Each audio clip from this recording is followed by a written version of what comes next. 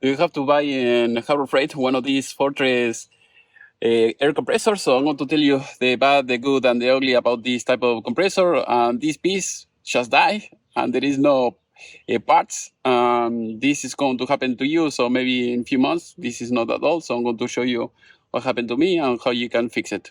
So here I'm going to show you the problem that you're going to have with this compressor. So as you can see here, the hose burst here very badly, and I will have to replace this. There is no replacement or anything like that, but I found something that you can buy for $5 and fix it yourself.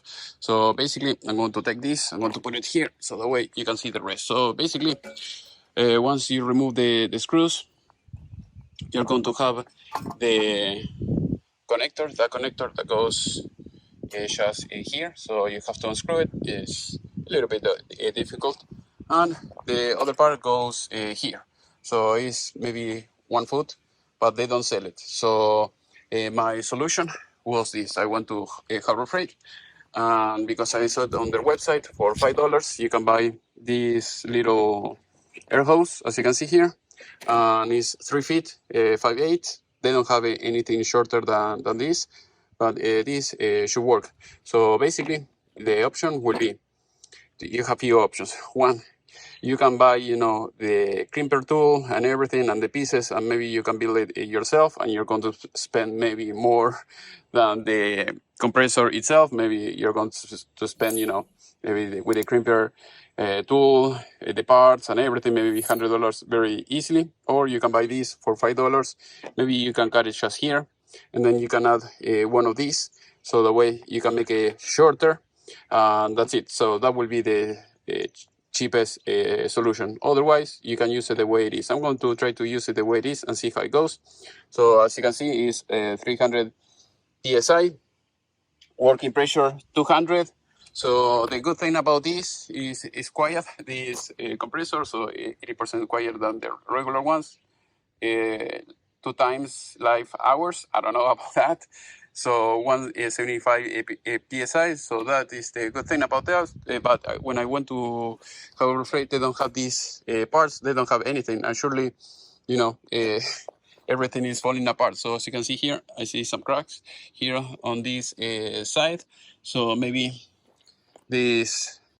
So as you can see here, at least this is red metal. I don't know why they didn't put the other part, the same way, so the way it will last longer. Otherwise, I mean, it's incredible that just for a little piece, you have to throw it away if you don't have it. They told me, okay, yes, you still have warranties. Surely they're not going to fix it. Nobody's going to fix it. They're going to throw it away and give me a new one. So this is the good, the bad, and the ugly. So hopefully this solution that I gave you is going to work for you. So I tried the threads, and I tried the thread here, and if it's just fine, the same way over there. So hopefully this work well for you. So if you have any better solution, please let me know, and see you in the next class. All right, so we're going to fix it. So before we do anything here, so we have to try to put some of these instead of using the plumber's tape. You use this, and it works great, and it's very thick, so it's not going to spread very easily. But you just put it a little bit here around it. That's more than enough, plenty enough, I would say. Even you could do two of these with this. So you have to start screwing this up. And as you can see, it's spreading very well. I'm going to grab the wrench. All right, as you can see here, I'm going to grab the wrench. I'm going to tighten it up. The paste that you saw, it's amazing. It works much better than the plumber's tape. It's easier to use, and you can wipe it with your finger, and that's it. So make sure you don't adjust it too much, otherwise you may damage the thread. Also, as usual, I am in US, so if you need electronics, tools, or anything like that, or you want to hire me, you can go to my website and then you hire me, or you can contact me from that place. So also, in this case, I'm going to adjust the other end to the other part, and I'm going to do the same thing. I'm going to put this paste that I told you before, and that should do the trick. All right, that is done. Now we have to do the same thing in the other end. We're going to grab a little bit of this.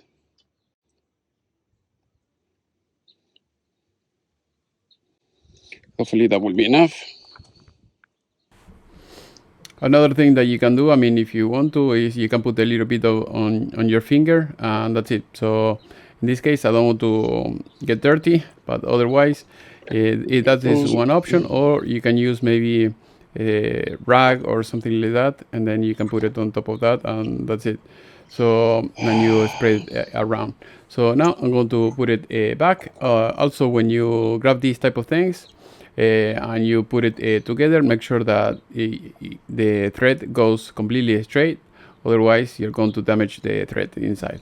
I was using the screwdriver to spread it a little bit more, like I said before, because I didn't want to get dirty, at least with my finger. I don't like that paste too much in my fingers, but it's easy to use. That is the best thing, so you don't have to worry about putting too many too many of the or too much of the plumber's tape. So this is easy. So in this case, make sure when you put this back, make sure that you don't adjust it too much, otherwise you're going to damage the metal, because this is bronze, so it's not as strong as steel. So that is the only concern that you may have to do in this case. All right, that should be enough. I don't want to dilute too much.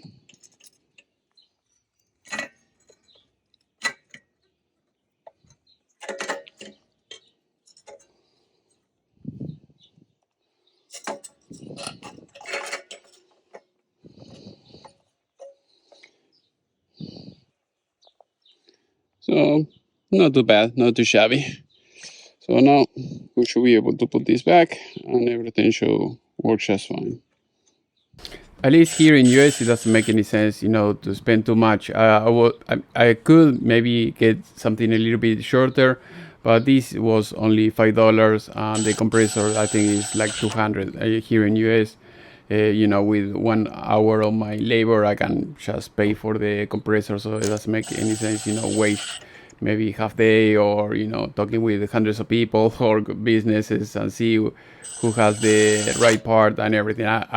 When I was in the area, I went to Harbor Freight and said, hey, can you give me this part? And they don't have it. So they told me, okay, just bring it to us, and we can exchange it because it's still under warranty. But I said, I mean, if you're not going to fix it, I mean, are you selling disposable products? Because you're not going to fix it. You don't even have the part. So they say, well, don't worry, we will give you a new one.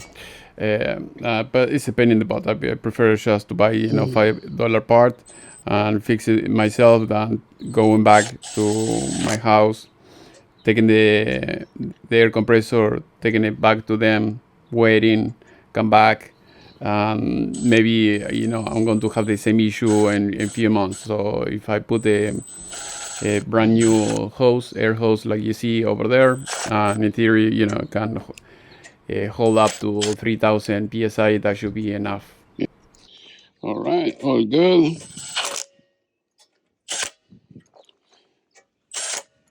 Don't tighten them up too much in the beginning, and we should be good. Now we can plug this into the wall, and we should be good. Here I didn't realize that I have the extension cord under the tire of my Sprinter van, so I had to cut the video, move the Sprinter van and then plug it in and doing everything. But it works just fine. So now I'm going to show you everything so that way you can see it yourself. All right, as you can see, everything is up and running. So it started raining very quickly. So for now, I don't see any leak, but I will have to stop. I mean, I will have to wait until it stops working. And everything seems to be okay. I mean, later, like I said, maybe you can cut it, put a nipple or something, a coupling to make it shorter, or just put it inside somewhere so that way it will not stay in the way. That's it. This will be the easiest solution that you can do for this type of air compressors.